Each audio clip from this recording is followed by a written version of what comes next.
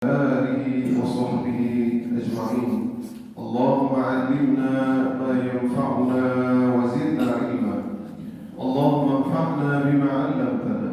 اللهم اشرح لنا صدورنا ويسر لنا أمورنا واحلل عقدة من لساننا يفقه قولنا. اللهم اجعل اجتماعنا اجتماعا مرحوما وتفرقنا من بعده تفرقا معصوما. Ma'asyiral muslimin sidang jamaah subuh yang dirahmati Allah Subhanahu wa taala.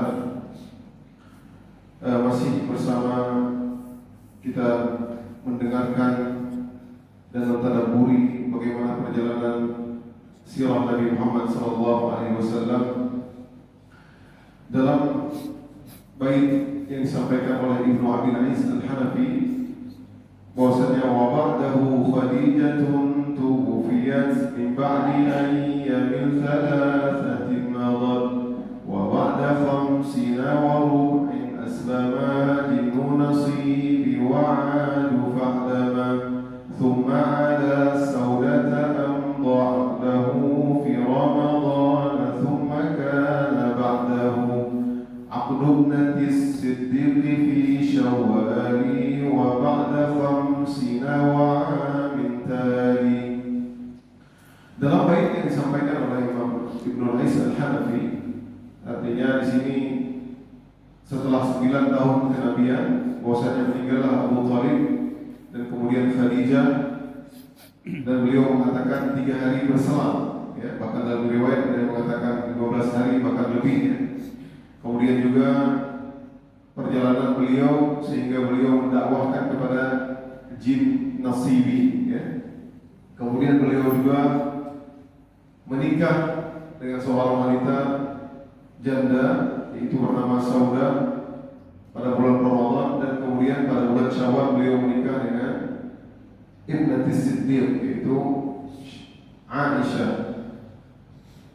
Ma'asyiral muslimin, kita sudah menjelaskan bahwasanya pada pertemuan dahulu bagaimana setelah meninggalnya Abu Thalib dan tidak lama berselang setelah itu meninggalnya Khadijah bintu Khuwailid, yaitu istri yang pertama Nabi Muhammad SAW. Kita telah sampaikan betapa agungnya Khadijah bintu Khuwailid dan betapa mulianya paman Nabi Muhammad SAW itu Abu Thalib, yang ketika beliau ada, tidak ada dari orang-orang Quraisy yang berani untuk melawan ataupun menyiksa secara fisik, bahkan ingin membunuh Nabi SAW. Oleh karenanya Ibnu Katsir ketika meriwayatkan misalkan pembulian yang dilakukan mereka ketika Nabi SAW sujud di depan Ka'bah, mereka melempar kotoran unta, itu terjadi ketika Abu Thalib meninggal dunia. Artinya sebelum itu tidak ada yang berani. Ya, kemudian bertubi-tubi, ya, terkadang manusia diuji seperti itu, ya. Setelah meninggalnya Abu Thalib, kemudian meninggalnya Khadijah yang selalu menemani beliau. Artinya di luar ada Abu Thalib, di dalam rumah ada Khadijah. Ini tentu sangat, makanya disebut dengan Amul Husni, ya, tahun kesedihan Nabi Muhammad SAW. Nah, setelah itu ketika di Mekah sudah mulai menjadi-jadi tidak menerima, dan pada kesempatan yang lalu juga kita telah menjelaskan bagaimana bahkan sampai-sampai seorang dermawan kaya raya yang suka membantu orang-orang susah, suka menolong orang-orang yang terkena musibah, suka menjamu tamu, dan sering membagi-bagikan makanan, yaitu Abu Bakar As-Siddiq pun harus berhijrah. Abu Bakar As-Siddiq pun harus berhijrah, ya, walaupun kemudian kita sudah jelaskan Abu Bakar kemudian dijamin oleh seorang orang pemuka kaum yang bernama Ibnu Duhunna. Lalu pada kesempatan ini kita akan menjelaskan yaitu Nabi SAW akhirnya ingin pergi ke suatu tempat yang lain, yaitu ke daerah Taif. Itu daerah Taif itu adalah sekitar 80 kilo atau 60 mil, ya, dari kota Mekah. Nah, Nabi SAW ketika keluar dari kota Mekah menuju Taif adalah dengan diam-diam. Artinya Nabi tidak terang-terang karena bahaya kalau diketahui, bahkan mereka ingin memusuhi Nabi memang, ya, dikhawatirkan akan menimpa hal-hal yang tidak diinginkan. Makanya Nabi SAW keluar dengan diam-diam ke kota Taif. Kenapa tujuan ke kota Taif? Karena kota Taif tersebut merupakan kota yang terbesar kedua setelah Mekah. Yang Yaltamisun nasrah min Thaqif. Beliau ya di sana ada suku, bukan suku Quraisy namanya, suku Thaqif.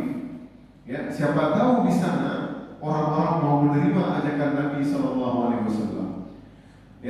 Ya udah, kalau di kampung sendiri tidak diterima, nah kita transit ke kampung yang lain.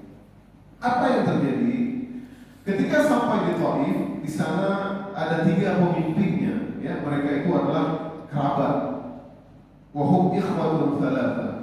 Yang pertama Abdu Yalail bin Amru bin Amir.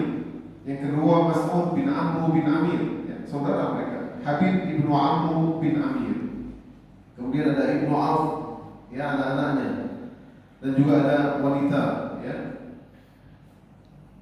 Nah, ketika Nabi SAW berbicara dengan mereka, bernegosiasi dengan mereka, karena idealnya ketika seseorang memasuki suatu daerah, ya, suatu kampung, ya, apalagi ini kota besar, kalau seandainya pemuka kaum itu menerima ajakan Nabi SAW, logikanya pasti nanti anak-anak buahnya dan kaum-kaumnya akan ikut, ya, daripada sembunyi-sembunyi berbahaya. Nabi mengajak, mendiplomasi, bahkan membacakan Al-Quran, maka pun mereka tidak menerima ajakan Nabi. Bahkan yang lebih parah, salah satu di antara mereka berkata yang pertama, wa huwa yamlutu thiyabul Ka'bah in kana Allahu arsalah. Kata seseorang dari mereka, sungguh saya akan merobek itu kiswahnya Ka'bah, bajunya Ka'bah, kalau Allah mengutus engkau. Ini tidak percaya. Wa qala al-akhar, dan berkata seorang yang lagi, ama wajadallahu ahadan yursiluhu ghairah. Apakah tidak ada orang lain yang diutus selain engkau? Orang lain selain engkau? Apa enggak ada kiai yang lain selain engkau Muhammad? Apa enggak ada ustaz yang lain selain engkau yang berdakwah? Ini cercaan-celaan yang menyakitkan Nabi SAW. Wa qala ats-tsalits, dan berkata yang ketiga, wallahu la ukallimu abadan. La in kunta rasulan min Allah kama taqul, la anta a'zamu khataran min an arada 'alaika. Jadi demi Allah aku enggak ngomong lagi sama engkau. Ya, kalau engkau mengatakan dirimu adalah Rasul, ini lebih berat lagi. Engkau telah membohongi. Ya. Jadi cacian, ya, celaan mereka nggak percaya. Ya, jadi ini sangat menyakitkan. Nabi datang baik-baik, ya, mengajak baik-baik, ya mungkin cuma mendengar saja. Ya, tapi bahkan mereka menghina Nabi, mencela Nabi.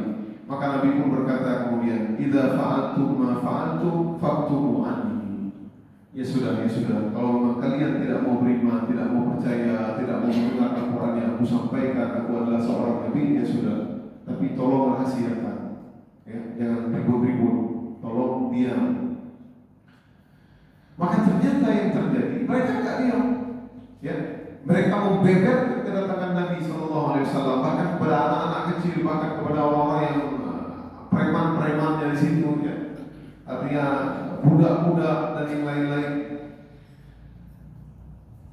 Maka tak kala itu Nabi pun, ketika Nabi ingin keluar dari kota Taif tersebut, maka muncullah mereka itu ada dua barisan dari antara mereka, dan mereka melempari Nabi Muhammad SAW beserta Zaid bin Haritsah. Dalam perjalanan ini Nabi SAW pergi dengan anak angkatnya yang bernama Zaid bin Haritsah. Maka mereka melempari batu-batu kerikil, ya.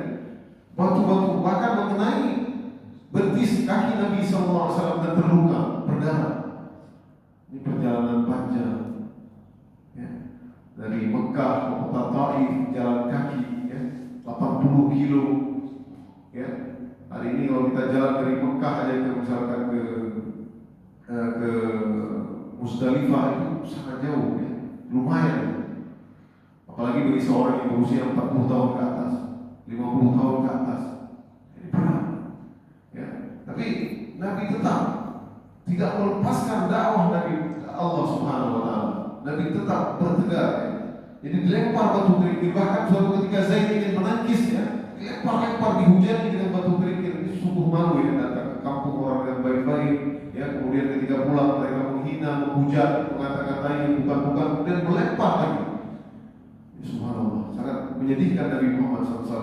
kemudian Zaid ketika menangkis, Zaid pun terkena batunya, bahkan terluka di kepalanya. Seketika itu Nabi SAW kembalilah ingin menuju ke Mekah kembali. Ya, ketika Nabi setelah dilempari mereka oleh orang-orang Taif, orang-orang suku Thaqif, maka Nabi pun berdoa dengan doa yang sangat terkenal. Allahumma ilaika ashku dha'fa quwwati. Ya Allah, ya Tuhanku, aku mengeluhkan kepadamu kelemahan dari kekuatanku. Wa qillata hailati, dan sedikitnya hailati, kekuasaanku, ya. Wa hawani 'ala nas, kerendahan diriku atas manusia. Ya Arhamar Rahimin, anta rabbul mustad'afin wa anta rabbi ila man tuntakiluni. Ya wahai Engkau yang Maha Pemurah, Engkau Tuhannya orang-orang yang lemah, Engkau adalah Tuhanku. Kemanakah Engkau bawakan jiwaku? Apakah ila ba'idin yatajahamuni, apakah kepada yang jauh, orang-orang yang jauh yang mencelaku? Am ila aduwwin malaknahu amri, ataukah kepada musuh yang mereka menguasai urusanku? Illam yakun bika alayya ghadabun fala ubali. Kalau bukan karena kemarahanmu, maka aku tidak akan indahkan, aku tidak akan open. Ya, jadi enggak masalah. Nabi hanya ingin ridha Allah. Walakin afiyatuka hiya awsa'u li, akan tetapi kemaafanmu dan keridhaanmu adalah lebih luas bagiku. A'udzu binuri wajhika alladhi asyraqat lahu dhulumat. Aku berlindung dengan cahaya wajahmu yang menyinari semua kegelapan. Wa sallaha alaihi amrud dunya wal akhirah, dan engkau menerangi semua dunia dan akhirat. Min an tunzila bi ghadabak, daripada engkau murka kepadaku. Jadi Nabi Muhammad begitu saja, dia takut kepada murka Allah. Wa yahillu alayya sakhatak, dan menimpa kemurkaanmu ke atasku. Lakal utba hatta tarda, pantaslah engkau menegurku sampai engkau ridha ya Allah. Wala haula wala quwwata illa bik, dan tidak ada daya dan upaya melainkan karena engkau yang membantunya ya Allah. Jadi ini Nabi berdoa. Ya, Nabi sedih, akhirnya pulang lagi jauh-jauh 80 kilo, kemudian pulang lagi. Bahkan dalam riwayat, suatu ketika Aisyah pernah bertanya ketika terjadinya perang Uhud, di mana Nabi SAW dalam perang Uhud ini memang dahsyat. Ya, bahkan Nabi sampai terpinggirkan, Nabi sampai naik di suatu gunung. Ya. Jadi terpinggirkan, bahkan di sana terfitnah, bahkan banyak orang-orang muslimin yang meninggal dunia dalam perang Uhud, bahkan gigi Nabi Muhammad SAW patah ketika itu. Maka Aisyah bertanya, ya Rasulullah, hal anna 'alaika yawmun kana ashaddu 'alaika min yawmi Uhud? Apakah ada hari yang lebih dahsyat daripada harinya perang Uhud? Artinya di situ Nabi terluka. Ini parah nih. Kau mematahkan gigi Nabi Muhammad SAW, ini bagaimana asyikanya, bagaimana celakanya gitu. Kau memerangi Nabi dia sendiri, padahal Nabinya mengajak dia masuk surga, ya, mengajak dia menjauhi kepada neraka, mengajarinya kepada keimanan kepada Allah. Ini mematahkan gigi Nabi, bahkan membunuh Nabi. Maka Nabi mengatakan, ya, apa yang terjadi di perang Uhud enggak seberapa. Malaqitu min qaumika kana asyaddu min yawmil aqabah. Itu ada peristiwa yang sangat menyakitkanku. In aradtu nafsi ala ibnu abdi yalai. Itu yang terjadi di Taif. Mereka enggak mau menerimaku. Fattalaqtu wa ana mahmumun ala wajhi. Maka aku pun keluar dari negeri tersebut dan aku enggak ingat apa-apa. Ya, saking sedihnya ya. Jadi jalan seperti orang yang jalan terus tanpa mengingat apa-apa. Sampai-sampai aku sudah berada di qarni ta'ali, farafa'tu ra'si, maka aku pun mengangkat kepalaku. Fa idza ana bisahatin qad adallatni, tiba-tiba aku melihat ternyata awan menaungiku. Nanti jalan terus kata bapak ya. Fa nadartu fa idza fiha Jibril, maka aku melihat tiba-tiba ada Jibril, maka Jibril memanggilku, innallaha qad sami'a qawlan qaumika laka wa ma raddu 'alaik. Sesungguhnya Allah telah mendengarkan apa yang dilontarkan, apa yang dicemoohkan oleh kaummu yang terjadi di Taif. Waqad bu'itsa laka malakal jibal, dan Allah telah mengutus kepada engkau Muhammad malakal jibal, malaikat pelindung gunung. Litamurahu bima syi'ta fihi, supaya engkau menyuruh apa yang kau mau.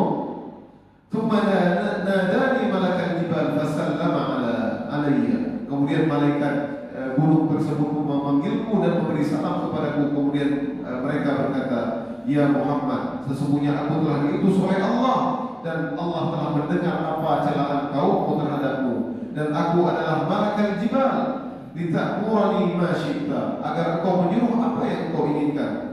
In syi'ta tatbiqa alaihimul akhshabain, kalau engkau menyuruh untuk menghancurkan mereka dan aku membunuh mereka dengan memasukkan mereka ke dalam gunung atau menjatuhkan gunung kepada mereka, maka aku akan lakukan.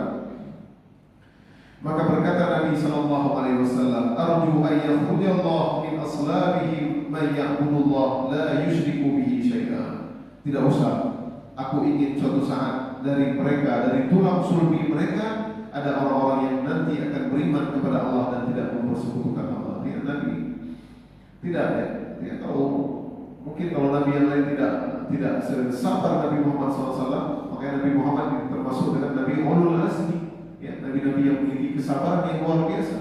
Ya, kalau seandainya Nabi bilang sudah hancurkan saja, maka tidak ada Taif lagi.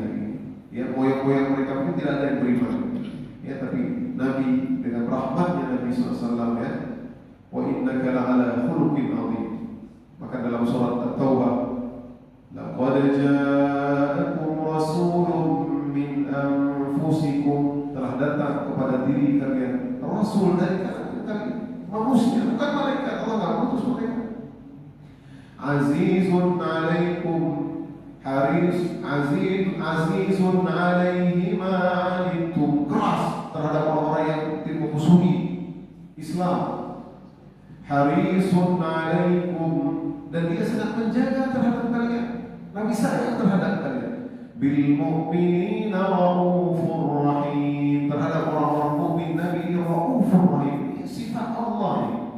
Raufur rahim, maha pengampun, pemurah. Nabi gak marah, dihina, dicela, diludahi, dilempar batu. Ini akhlak mana? Laqad kana lakum fi rasulillahi uswatun hasanah liman kana yarju Allah wal yawmal akhir. Sungguh telah ada pada diri Nabi Muhammad suri tauladan. Ya, subhanallah. Semakin orang beriman dan mengikuti bagaimana sirah Nabi Muhammad SAW, harusnya dia percaya bagaimana akhlak Nabi Muhammad SAW. Tanpa ada Al-Quran, tanpa ada mukjizat-mukjizat yang lain, keluarnya air dari jari Nabi Muhammad SAW, Nabi meludah ke sebuah sumur yang bau, bisa wangi, bisa diminum oleh para sahabat, dan Nabi bisa membelah bulan dan banyak mukjizat yang lain awal menaungi. Tanpa semua mukjizat tersebut, akhlaknya Nabi SAW harusnya orang beriman. Bagaimana kelembutan Nabi Muhammad SAW? Tidak pernah. Semua para sahabat yang dekat dengan Nabi SAW disebutkan oleh para ulama, mereka menyangka bahwasanya mereka adalah orang yang paling disayang oleh Nabi SAW. Bisakah kita seperti itu? Tidak bisa. Sementara yang tahu Nabi, siapapun yang dekat dengan Nabi, mereka menyangka bahwa mereka adalah orang yang paling dicintai Nabi. Ini akhlak yang luar biasa. Subhanallah, karisma Nabi Muhammad, ya, Sallallahu Alaihi Wasallam. Maka Nabi mengatakan, tuba liman lam yarani wa amani. Sangat beruntung bagi umat-umat yang mereka tidak melihatku tapi beriman kepadaku. Karena kalau ketemu dengan Nabi ini tidak beriman, dahsyat. Ya, harusnya beriman. Kemudian kisah berikutnya adalah kisah ketika Nabi pulang, Adas an-Nasrani, ya, bertemu dengan seorang yang bernama Adas an-Nasrani, ya.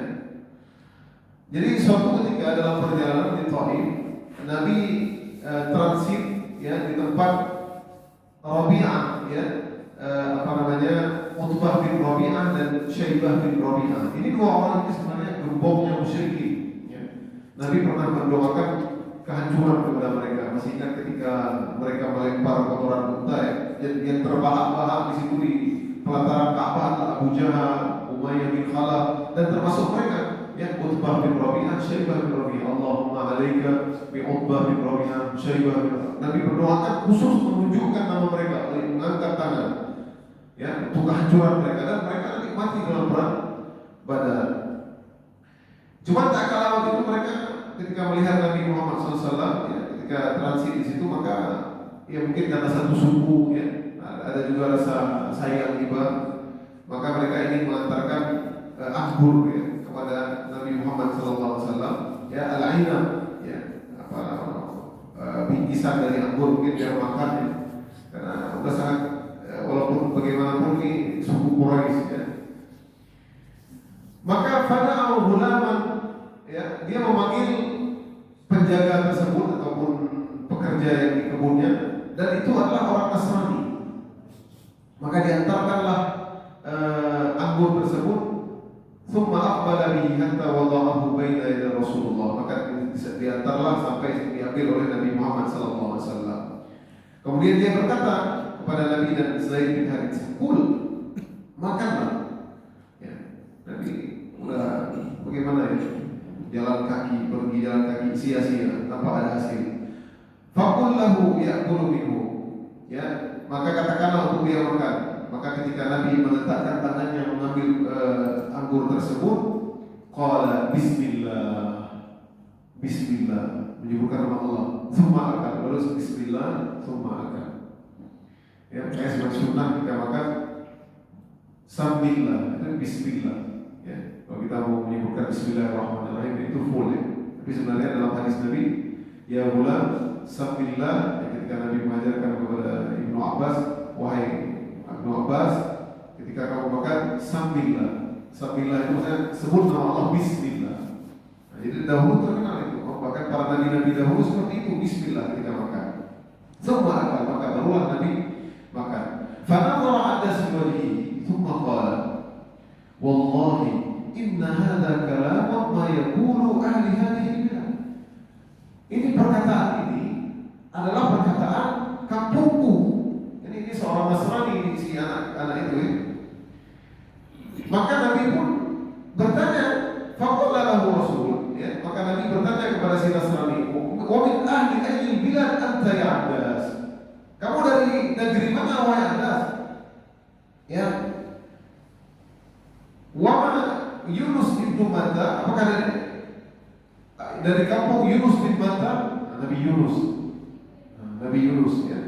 Faqala lahu Abbas, wa ma yudrika ma Yunus bin Matta? Dari mana engkau mengetahui Yunus? Dalam kitab suci, Nabi tidak pernah bertemu dengan Nabi Yunus, ya. Kampungnya Yunus, ya. Faqala Rasulullah, dzaka akhi. Maka Nabi pun berkata, itu adalah saudara saya. Kana nabiyyan wa ana nabiyyun. Dia adalah nabi dan saya pun nabi. Ya.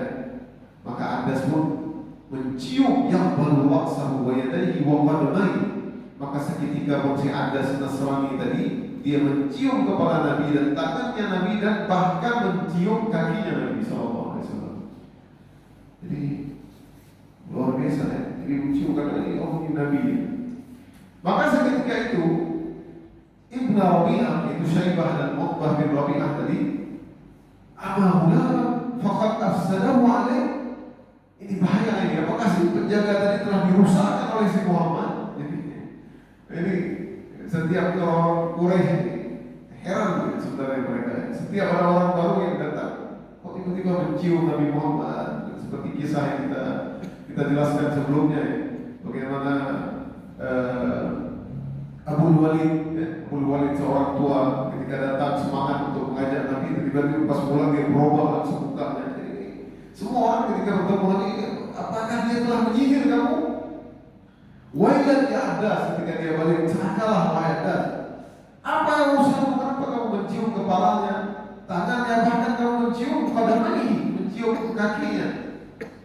Berkata Abbas, ya sayyidi, ma fil ardi syai'un khairun min hadha. Wahai tuanku, wahai pemilik kebunku, wahai majikanku, tidak ada di muka bumi ini orang yang paling mulia selain orang tadi. Laqad akhbarani bi amrin ma ya'lamu illa nabi. Dia telah mengabari kabar kepadaku bahwa dia adalah seorang nabi. Celakalah engkau Abbas, dia telah mencuci otakmu. La yusarrifunnak an dini, janganlah sampai dia memalingkanmu dari agamamu. Sesungguhnya agamamu itu lebih baik daripada agamanya. Jadi orang-orang Quraisy melobi-lobi terus ya, supaya tidak terjadi dan dia beriman kepada Nabi Muhammad SAW.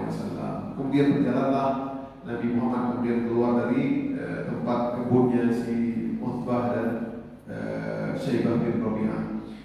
Nah, tak kalah manusia seketika itu semua sudah tidak beriman. Nabi sudah putus asa di Mekah, kemudian Nabi juga ke Taif dilempar batu, ya, kemudian ketemu dari Adas, ya, kemudian tibalah Nabi di sebuah lembah, ya, di sebuah lembah.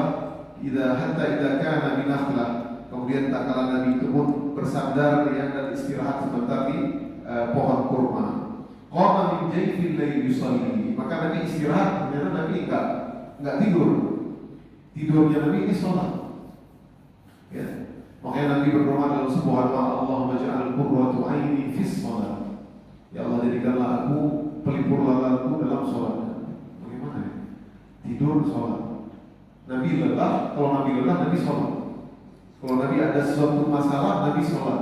Nah, ini perlu kita contohkan. Makanya kalau bisa kita sering berdoa, Allahumma ja'al qurratu aini fis sholat. Ya Allah, jadikanlah ketenangan hatiku dalam sholat. Jadi apapun menimpa di sholat, dijegal di perusahaan sholat, dijegal di dinas sholat, diturunkan jabatan kita sholat.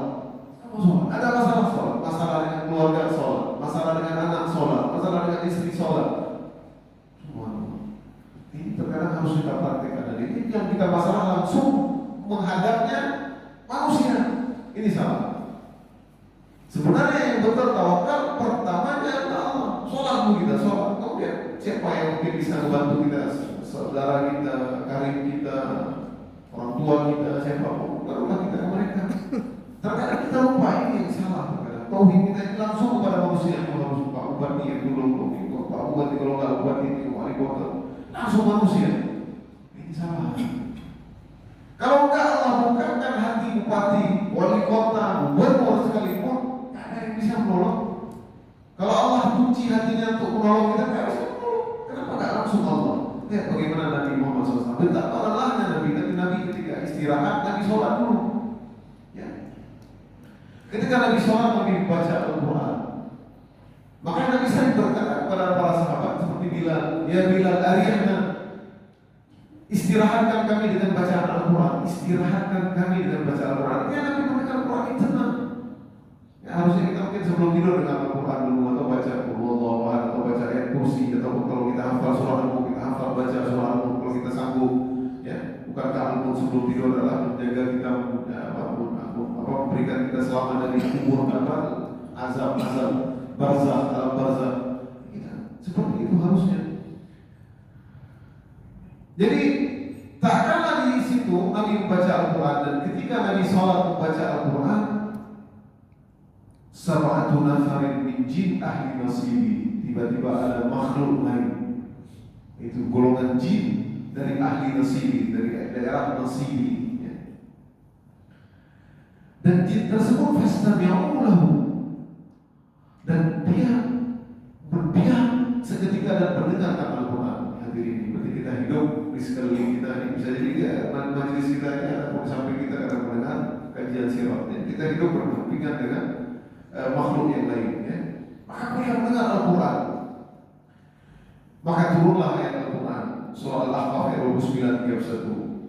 Wa in sarafna ilaika nafaran minal jinni yastami'una al-Quran. Dan tak kala manusia itu sudah beriman banyak, maka Nabi ingin diberitakan gembira, seolah-olah Allah yang mengatakan, wahai Nabi Muhammad, gak usah tahu putus asa. Mereka sudah tidak beriman, terserah mereka. Ini ada golongan selain dari manusia yang ingin beriman, itu jin. Ya. Yastami'una al-Qur'an falamma hadaruhu qalu ansitu falamma qudiya wallaw ila qaumihim munzirin. Tak kala mereka mendengar, maka mereka berkata kepada temannya, ansitu, diamlah. Setelah mereka mendengar, maka mereka kembali ke kaum mereka, yaitu kaumnya jin. Munzirin, dia berdakwah. Subhanallah, ya. Ini dengar satu ayat langsung berdakwah. Subhanallah. Dengar ayat Al-Quran langsung berdakwah. Hari kita dengar ceramah mungkin beribu-ribu kali, kita mau berdakwah takut. Ya, ini langsung dengar ayat Al-Quran langsung berdakwah dari baca ayat Al-Quran. Qalu ya qaumana inna sami'na Qur'anan, ya, ya, kami mendengar Quran yahdi ila rusdi wa ila tariqin mustaqim. Yang Quran itu menunjuki kepada jalan yang lurus, ya, kepada kebaikan. Ya qaumana ajibu da'iyallahi wa aminu bih yaghfir lakum min dzunubikum. Wahai kaumku, tidak mendengar, dia berdakwah. Terimalah ajakan ini. Ya, berimanlah, Allah mengampunkan dosa dia. Ya, siapa yang tidak beriman? Wa man lam yujib falaysa bimu'jizin fil ardi wa laysa lahu min dunihi awliya. Maka siapa yang tidak beriman, maka dia tidak ada penolong selain Allah. Seperti itu dia berdakwah, ya. Bisa dibaca nanti di surat Al-Ahqaf ayat 29-31. Bahkan juga dalam surat Jin ayat 1, ya. Qul uwahya ilayya annahu istama'a nafarun minal jin, ya, dalam surat Jin. Turunlah dua ayat tersebut, ya, yaitu surat Al-Ahqaf dan surat Jin. Bagaimana mereka berdakwah, ya, jin berdakwah. Makanya tidak heran hadirin nanti ketika di hari akhirat kelak bisa jadi wallahu a'lam, ya, kalau kita sering membaca Al-Quran, apalagi di tengah-tengah malam, di segi-segi malam, kita ketika melihat mizan timbangan kita di hari akhirat, kita kadang-kadang ternyata gara-gara bacaan Al-Quran kita berapa banyak, apakah ratusan, mungkin ribuan, ataukah puluhan mungkin jin-jin yang beriman gara-gara bacaan Al-Quran kita nggak tahu. Ya, makanya sering-sering baca Al-Quran, makanya di Jomfil di tengah malam disuruh sunatkan kita baca ini gede-gede. Ya, besar-besar kita baca. Ya, jangan terlalu besar juga, ya. Jadi jangan pakai mikrofon, jadi ganggu tetangga. Besar-besar. Waktu dia akan mendengarkan. Maka Al-Kisah pernah ada sahabat Nabi SAW ketika membaca Al-Quran, kemudian ada cahaya. Ya, cahaya. Pas dia berhenti, tiba-tiba dia lihat seperti ada cahaya. Dia melapor kepada Nabi Muhammad SAW, subuhnya malaikat berkumpul di atas. Kalau engkau tak berhenti sampai subuh, maka semua orang akan lihat cahaya dari rumahmu. Ada jin-jin yang mereka mendengar. Bisa jadi mereka beriman, mungkin kafir tiba-tiba pas kita baca Al-Quran dengan bagus, ya, kita sering membaca ayat Al-Quran, baca surah jin, ya. Makanya jangan takut, ini kita tengah malam baca surah jin. Kita yang takut, ini memang ditakut-takuti. Tempatnya yang kita baca ayat Al-Quran, baca surah, iya, ayat kursi itu jin. Ini salah, ini Nabi baca ayat Al-Quran, jin yang takut. Ya, seperti itu, harus kita baca Al-Quran, jangan takut. Karena memang ketakutan itu innama yuridu syaitan, inna syaitan yukhawifu awliya'ah dalam ayat Al-Quran. Fala takhafuhum wa khafuni in kuntum mu'minin. Memang syaitan itu kerjanya menakut-nakuti. Ya, karena kita bangun malam, tengah malam, ya, kita takut. Termasuk saya sendiri terkadang terpikir, tapi harus hilangkan kalau kita harus disuruh. Kalau kita tengah-tengah mungkin sedikit di ruang sholat atau apa, pas kita berhenti ada suara, itu ngaruh juga. Kalau kita sujud nggak lama-lama, itu sering tapi coba kalau baca semangat kita hilangkan takut, kita yakin Al-Quran ini didengarkan oleh jin, dan jin-jin yang nggak suka dia akan lari. Harusnya seperti itu. Terkadang ya, apalagi anak muda, kalau bapak mungkin udah tidak takut lagi sama jin. Ya, udah takut tak lihat. Ini terjadi banyak. Bahkan murid-murid dan beberapa orang yang mengadu ya, ketakutan ketika sujud pun takut. Ya. Jadi lama-lama enggak khusyuk. Baik hadirin yang dirahmati Allah Subhanahu wa taala, kisah berikutnya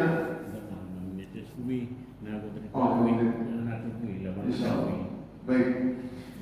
Kisah berikutnya adalah kemudian ketika mau sampai ke Mekah, Nabi Muhammad SAW tidak berani masuk karena Nabi sudah mau diusir, itu sudah diusir ke kota Mekah karena sudah nggak ada Abu Thalib lagi, nggak ada yang nggak ada yang menjaga Nabi Muhammad SAW.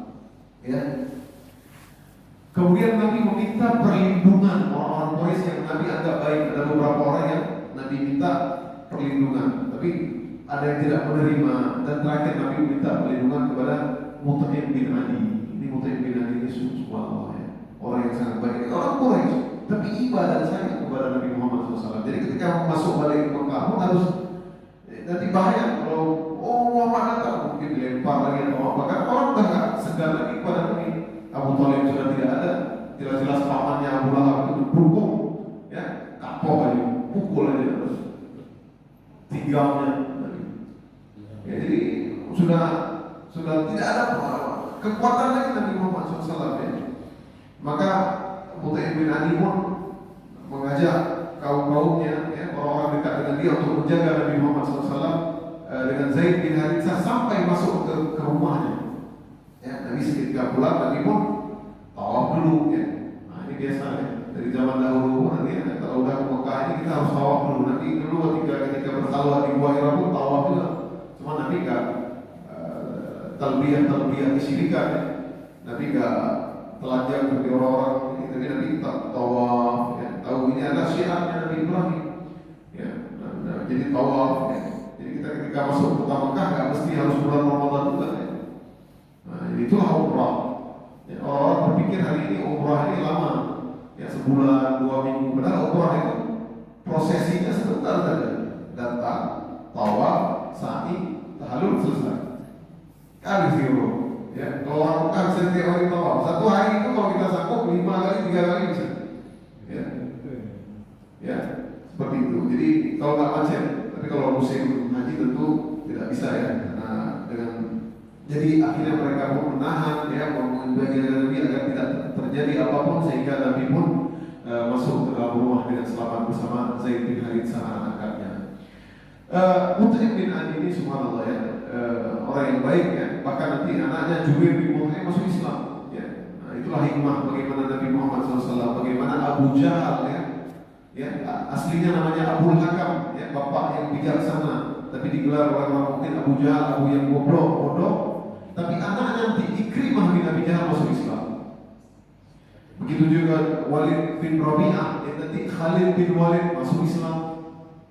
Nah, jadi banyak gara-gara Nabi subhanallah. Jadi bapak-bapaknya banyak yang kafir, anak-anaknya banyak yang beriman kepada Allah. Ini hikmah di antara bagaimana akhlak dan mulianya Nabi Muhammad sallallahu alaihi wasallam. Kemudian sampailah Nabi ke dalam rumahnya. Dan kisah berikutnya di antaranya di tahun ini juga Nabi Muhammad SAW seperti yang dituturkan oleh Ibnu Abi Ais Al-Hanafi, Nabi menikahi seorang janda, ya, seorang janda yang bernama Saudah. Ini istri kedua Nabi SAW. Tapi Nabi tidak menikahi Saudah. Ya, dalam riwayat Nabi lebih duluan menikahi Aisyah. Allah malam ada berbeda pendapat. Ya. Baik, jadi Nabi menikahi Saudah. Karena Saudah adalah janda, menikahi sepupunya, kemudian pergi ke Habsyah. Kemudian ketika pulang dari Habsyah, suaminya meninggal dan Nabi tertarik untuk menikahi Saudah. Nabi menikahi dan tinggal dengan Saudah. Dan kemudian pada bulan Syawal, Nabi pun menikahi Aisyah. Ya, nanti kita akan ceritakan bagaimana menikahnya Nabi Muhammad SAW dengan bintu Siddiq, yaitu Aisyah. Ya, bagaimana Nabi menikahi Aisyah, akad di usia Nabi Muhammad Aisyah itu adalah 6 atau 7 tahun. Nah, ini biar kita patahkan bahwasanya menikah dengan anak kecil tidak masalah. Ya, akad saja Nabi tidak berhubungan badan, artinya tidak serumah, dan itu terjadi biasa di luar Arab, di negara Arab. Ya, sampai hari ini masih ada mereka menikah seperti itu, tapi tidak tidur serumah, tapi sudah akad dan biasa. Dan Nabi SAW nanti baru tinggal serumah dengan Aisyah ketika Aisyah berumur 9 tahun. Kalau anak-anak kita hari ini 9 tahun masih kecil, ya tentu Aisyah waktu itu sudah haid ketika tinggal serumah sudah dengan Nabi Muhammad SAW sudah haid, karena orang Arab lebih haid cepat gede orang Arab. Nah, dan zaman itu tidak dikira Nabi melakukan tersebut menandakan bahwasanya zaman tersebut banyak orang menikah seperti itu. Makanya jangan kita terprovokasi oleh orang-orang liberal. Nabi galak nih seperti itu, Nabi pencinta syahwat, alhamdulillah, dengan perkataan mereka. Tidak seperti itu.